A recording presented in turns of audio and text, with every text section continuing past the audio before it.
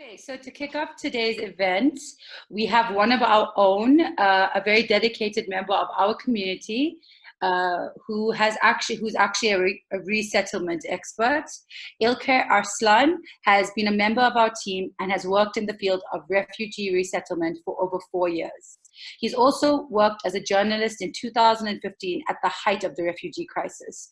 So I'd like to welcome İlker and give him the floor. Thank you, Tahia. First of all, I would like to thank everyone who worked really hard to organize this meeting today. So I prepared something to talk about the main question of this session: who are the refugees? And as the first speaker, so I want to speak in two main segments. First, I want to talk about more technical, informational stuff. Maybe many of you know general things about what is a refugee, technically, legally, or whatever, but still it's a good thing to go over that part.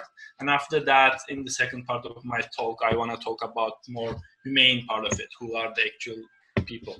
So, who are the refugees? Legally, these are people who have been recognized as refugees according to the criteria set by the 1951 Geneva Convention. So this convention came about to cover for the needs of the people after the World War II, because so many people were displaced due to the World War, and they created this convention. And after that, initially for the people who are from Europe, later the extent was expanded to include the other people from the other countries in 1967. Some countries ratified the extension, some didn't, including Turkey, who didn't ratify it, for example. So according to this, you are a refugee if you fear returning to your country and fled your country and fear returning to your country according to 5 main criteria. This is very important, actually.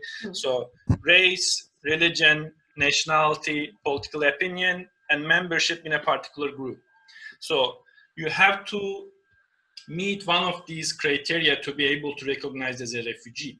So if you think about it, today there's a lot of people who had fled their countries, left their countries due to other reasons, but they wouldn't be recognized as refugees. For example, if you have left your country due to the famine that is existing in your country, you wouldn't be recognized as a refugee. Or if you left your country because the economics were really bad, you couldn't find a job, it was really a dire situation, you went to another country to find a better life, to find a better economic situation, still you wouldn't be a refugee. You have to be basically fitting into one of these 5 criteria. So if you look at the situation today, in general, again, there's over 26 million refugees in the world, according to the numbers provided by UNHCR by the end of 2019. And most refugee origin countries are Syria, Afghanistan, South Sudan, and Myanmar. These 4 countries basically provide about half of the refugees worldwide. Also, this idea of refugee, I want to touch upon another thing, is also a very political thing as well, because there we have this concept of Palestinian refugees, for example. If you have ever watched the news about the Middle East, Syrian, Israeli-Palestine conflict, you must have heard about refugee camps in Gaza or West Bank or whatever. But these are places for Palestinian people. But if you think about the area, if you consider it as Palestine, how are these people becoming refugees in their own countries? Because the state of Palestine is not recognized internationally from the UN and whatever. So there's a special status created for these people. If, for example, today for a miraculous thing, we end up with the state of Palestine, internationally recognized state of Palestine, none of these people would be refugees. They would be maybe internally displaced people. So this is more or less the technical part that I wanted to make an introduction. But also I want to move to the second part, more humane part. Like if you watch again today news and whatever, it talks about refugees as a monolithic entity. But this is not a monolithic entity. Like as I said, there's 26 million people all over the world, and they are coming from like so many different countries, so many different cultures, and talking about them as a monolithic entity reduces it to like a more something that's far away from you.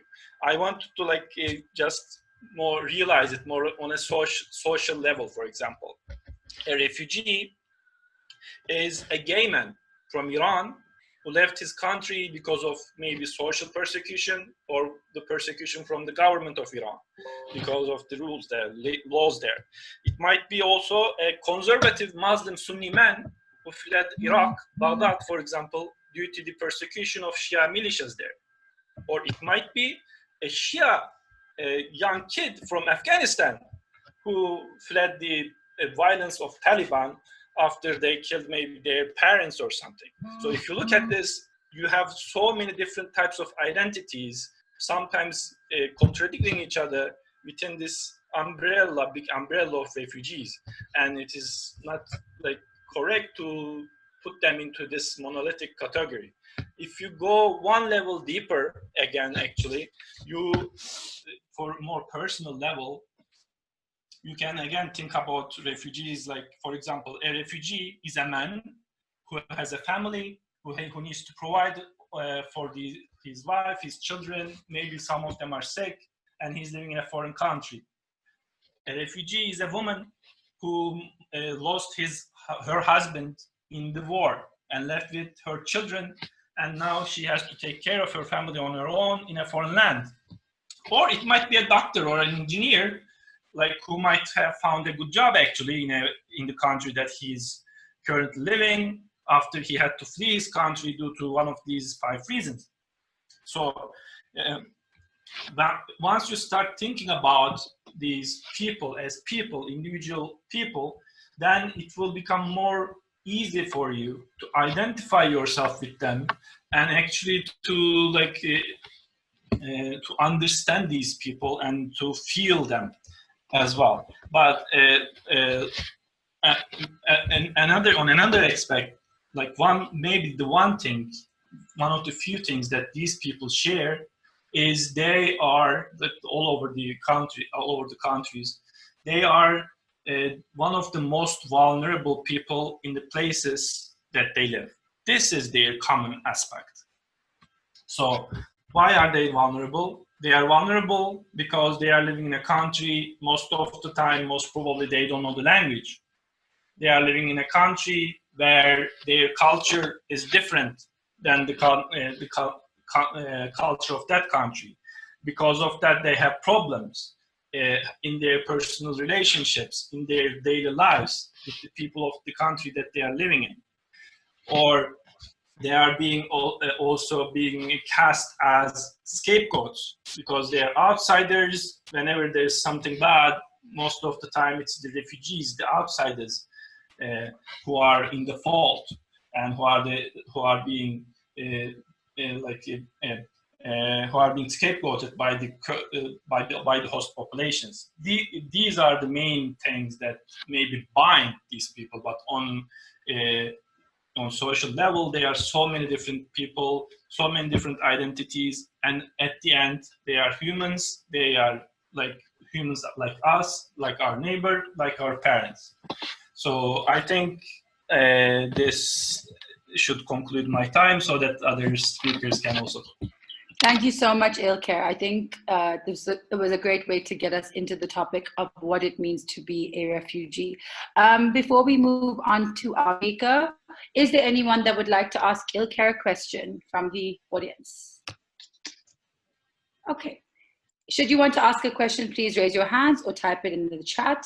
Ilker, just on my part, I would like to ask you that given your work, given your casework, your extensive casework ranging from various migrant and refugee communities, we've had a lot of questions about the LGBTQ+ community. Can you discuss any of the challenges that you might feel are specific to LGBTQ+ refugee communities, or is there not much of a difference? Can you just give us more of an idea of that, of your knowledge? I mean, like, I cannot speak directly to my experience because, like, there are like confidential stuff. I wouldn't go into personal examples, but Gel. Rüzgar gel oğlum. Rüzgar gel. Can I ask the person that just logged on to? Okay, so, but especially for the LGBT refugees, so their struggle most of the time continues on a like higher, more difficult extent than the other ones, because like LGBTs are seen as an outsider or being oppressed and repressed in almost all countries in the world. For example, an LGBT refugee is fleeing Iran and coming to Turkey, and he's being sent to a satellite city, like, I don't know, like Afyon, Konya, whatever, in Turkey. But at the end, in Turkey, like the LGBT community in Turkey itself is oppressed. So they are in a especially difficult condition because the reason that they escaped from their home country still exists in the country that they fled to. So until they are being resettled, like, or sent to a third country, which has a more favorable maybe condition for them, they still face these big problems. For example, if you are an Iraqi person fleeing Iraq due to a Shia militia attacking you, or other militia attacking you and coming to Turkey, in Turkey they wouldn't attack you, like, because they cannot come here. But if you are an LGBT person fleeing Iran and coming to Turkey, you can still face physical harm because in Turkey still there is oppression against the LGBTs.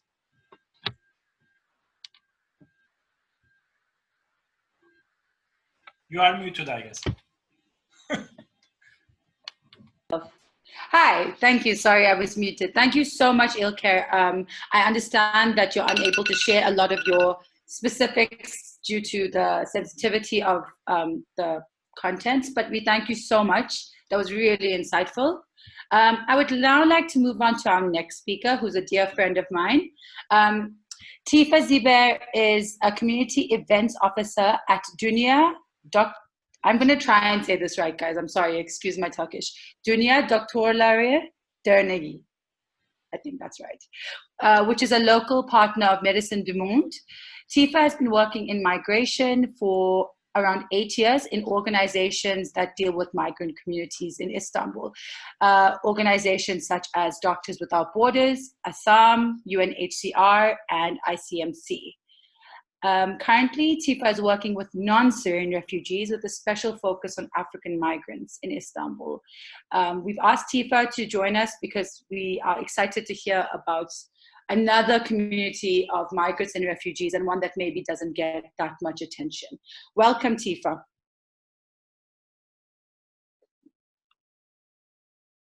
Let's see if we can find Tifa. Do you? No? Can we? I think you have to unmute him. Yeah, he needs to be unmuted. We see. We're just trying to get the smoothen the bumps out here. Bear with us. Yeah, there we go. Can you hear me now? I think I'm. Yes, welcome, Tifa. Thank you, Tahia. Thank you for having me.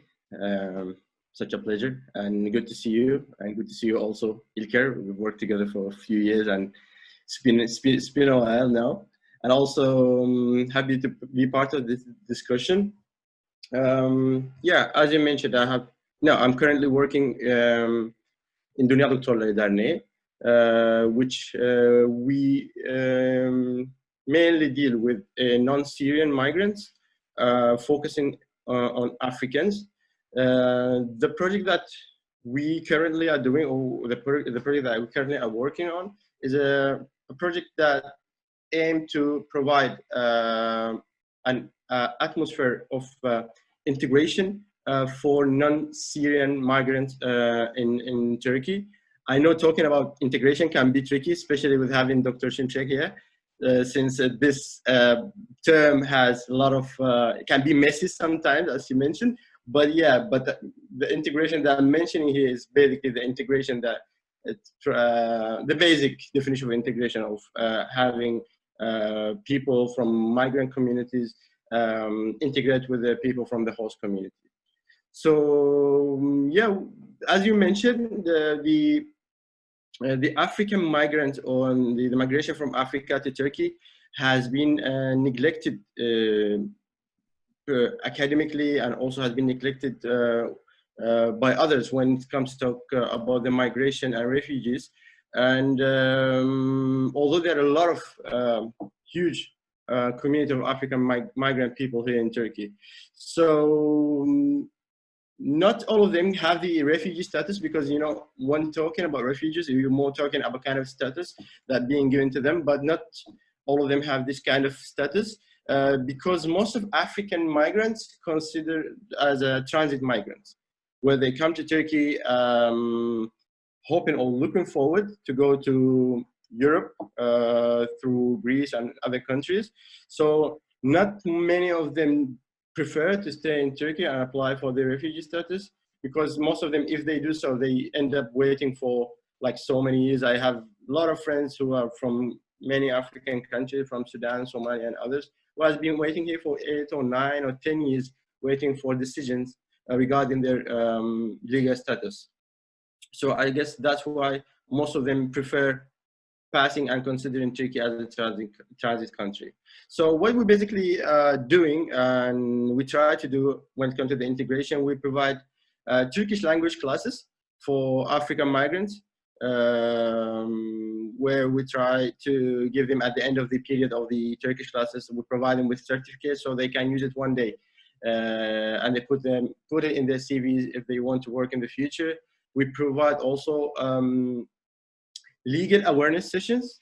We work with volunteer lawyers. So the aim of these sessions is basically to educate migrants about their legal rights and what to do in case of anything happens regarding their legal status here in Turkey, and how to protect themselves, or who to contact whenever any kind of danger happens to them. And also some of the activities that we provide health promotion sessions where we have health promoters talk about different types of health topics.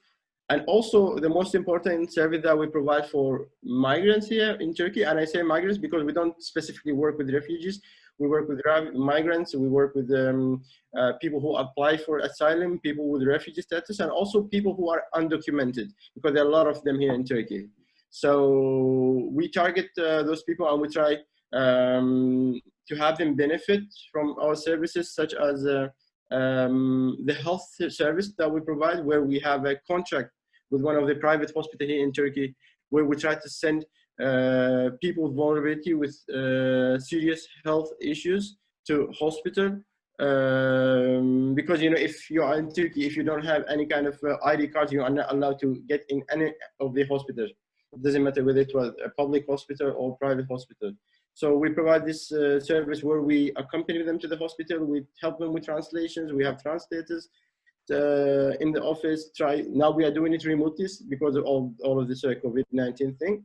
But usually we try we try to provide the translation service also. And other than that, we try to host, or we try to plan.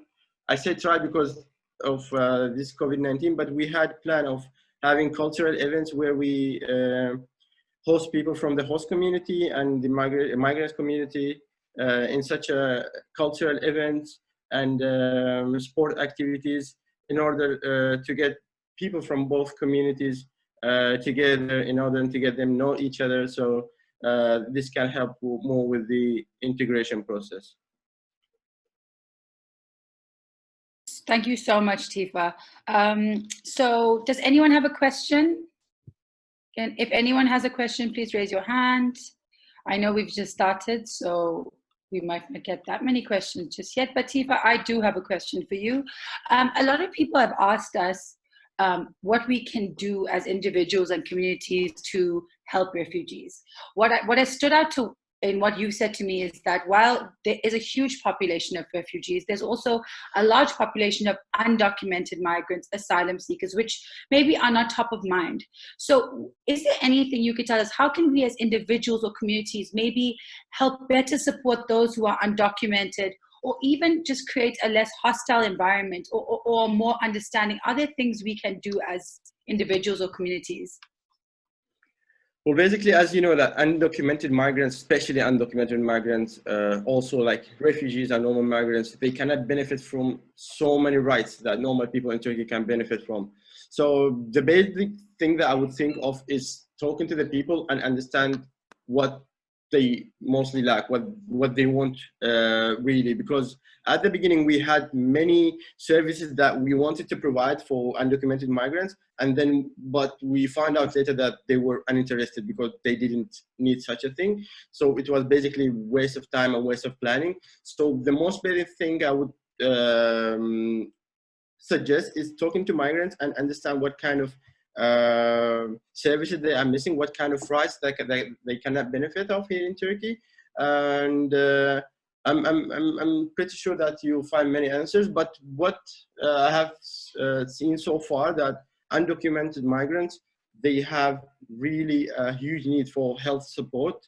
Many of them, since they are not allowed to go to hospitals, they don't have any documents, so none of the hospitals are allowed to offer them any of their services. So huge need in the health sector is needed by especially undocumented migrants. Amazing. Thank you so much, Tifa. We've just got a question from... Before yes? that? Oh, actually, no. There's like some technical issues. Oh, so can you repeat the name of the organization you work? I've just posted it. Exactly. I've just... Excellent. We've got a question. Tifa, thank you so much for joining us, and also for representing this part of the community. We have a question from one of my good friends at SOAS. She's actually a doctor, and I'm going to pass this question to Ilker because I think you might have a better understanding. What do you think were the biggest impacts that COVID had on refugee communities in Istanbul? Or maybe generally, do you think there were specific challenges faced? Of course there were, but can you describe those to us?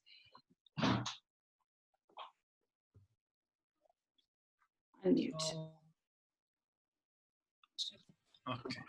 Okay. So I think the main challenge is that most of the people, especially in Istanbul, like they become unemployed.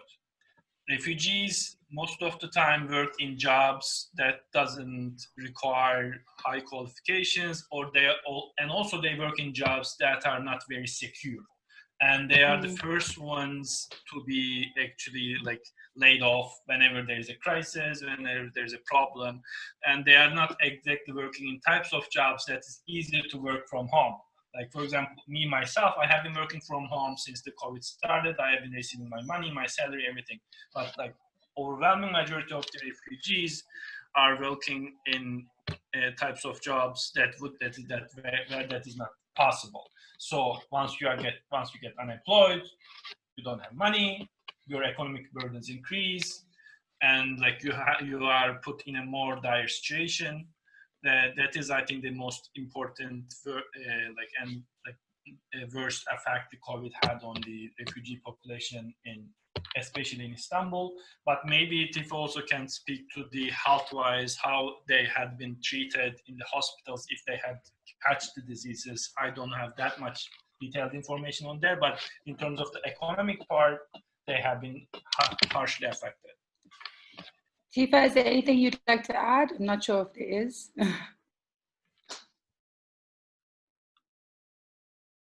No, yeah. Just regarding the COVID-19 thing and effect on the migrants, we had a few cases of migrants, actually refugees and undocumented migrants, who has been diagnosed with the COVID-19, and okay, I heard two of them. One of them we managed to send him to the hospital and he received the necessary treatment. And the other one was basically sent home from the hospital and asked to stay home. I think it's a procedure that had been followed by so many hospitals towards so many people, if they were refugees or not refugees. So I didn't hear anything like specific regarding any case. Thank you so much, Tifa. Thank you both, İlker and Tifa. And we will now be moving to our next speaker. Our next speaker is someone very dear to the organization. He's also a very dedicated member of our community. Mohammad Alard is a recent gastronomy student from Le Cordon Bleu in Istanbul. Excuse my pronunciation if there's anyone French speaking. He is, of course, a dedicated volunteer of our community. And in 2019, he started Beyond Kitchen. Beyond Kitchen is based on collaboration with chefs, where once a month they get together to create a full set menu of around 7 courses. And Mohammad, from what I have known and from what I have seen, is so passionate about combining ingredients and cultures to create an atmosphere and experience, and also to create dialogue. Mohammad, do we have you? Hello there. Hi, Mohammad. Everyone. Thank you for the invitation, Tahia and Jenko and all Istanbul&I team. I'm pleased to join you in this amazing day, the World Refugees Day, and happy to have you all and talking to you. So I'm gonna talk, I think, more about maybe the problems and situations since we are in the Refugees Day. So I'm gonna talk from my experience a little bit of what I face, because I'm currently a refugee myself. I consider myself lucky though, because I didn't have the same hardships that most refugees faced during their coming to Istanbul. So for me, I came from a Syrian family. I moved here since 6 years ago for my studies, but then because of the situation, because of where I'm from, there was a lot of hardship dealing with the different culture, living in a different country, and then trying to establish myself as a person who's established with my career, with my profession, and trying to survive basically in a different country that you are you don't speak its language, you are not familiar with its people, how they react to you as a foreigner. So for many Syrians, I think, who are moving here, they have a lot of problems first with the language, because language here is the main issue for many people who speak Arabic. They are not familiar with the language. But even after the language, there's some kind of discrimination that many people face who move here. Regarding that, when, for example, I moved to Turkey, there was no such thing. There will be very welcoming. But I think after the huge flood of refugees, when they moved to Turkey, there was the start of discrimination and against Syrian refugees started to be, because of the many rumors spreading around, some Turks saying that, you know, since they are also politically against current politics, they started to, you know, put the blame on us as Syrian who reside here. So many Syrians start to have these difficulties that were not apparent when they first came. Especially for my case, I came here around 2014. Everything was fine. There was no visa, for example. Then they applied the visa regulation for many Syrians who were moving. So they blocked the flood of Syrians who are coming. So for example, regarding the hardships, there's some refugees who face, for example, getting hired, because basically they are under temporary protection. They are not able to find the job that easy because of that. And I somehow also face the same situation, even though I'm a graduate from a really well-known university here in Turkey, in Istanbul. But still I had this problem, because every Syrian is considered a foreigner, and they need to basically to go on a really long process to get you hired. So for my situation, I tried to, you know, overcome this hardship and tried to establish myself, and started the idea of Beyond Kitchen with the help of some organization, and basically putting food and people together as on one place, trying to bring them like on one table. So try to, you know, overcome the situation and try to establish something new that is a little bit, you know, make me more, you know, financially independent as a person who's living in a different country, but also try to build relationships with other individuals, expats who are living in the country. So for other refugees, for example, there's like, you can see different levels of refugees. There's the people who are who fled the country, they have some money, they have some income coming, or they took their money basically to establish their businesses in the little Syria now we call it, and they have so many restaurants here. And there's other who are middle class who just came here to find a job, just find a better life. And there's other people who are completely broke. They just have their home destroyed back in the country. They don't have anything. They just try to fled the country because they are in danger, basically. So those the people I consider are most in need, and us, even as Syrians who are in a better situation, are required to help them out. And we, for my situation, I try always to encourage other women. For example, I met during my cooking time, because I sometimes collaborate with Syrian ladies who are still new to Istanbul. Sometimes there is a hardship in language, even trying to